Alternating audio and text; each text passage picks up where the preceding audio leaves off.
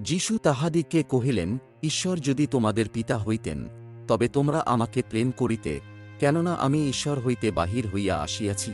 আমি তো আপনা হইতে আসি নাই, কিন্তু তিনি আমাকে প্রেরণ করিয়াছেন। তোমরা কেন আমার কথা বুঝ না? কারণ এই যে আমার বাক্য শুনিতে পারো না, তোমরা আপনাদের পিতা দিয়া বলে, এবং তোমাদের পিতার অভিলাষ সকল পালন করাই তোমাদের ইচ্ছা। সে আদি হইতেই নরঘাতক, সত্যে থাকে নাই, কারণ তাহার মধ্যে সত্য নাই। সে যখন মিথ্যা বলে, তখন আপনা হইতেই বলে, কেননা সে মিথ্যবাদী ও তাহার পিতা।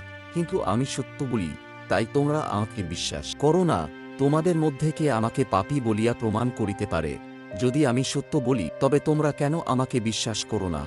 যে কেহ ঈশ্বরের, সে ঈশ্বরের কথা সকল শুনে, এই জন্যই তোমরা শুন না, কারণ তোমরা ঈশ্বরের নহ। যিহুদীরা উত্তর করিয়া তাহাকে কহিল, আমরা কি ভালোই বলি না যে, তুমি একজন সমরীয় ও ভূতগ্রস্ত? আমেন।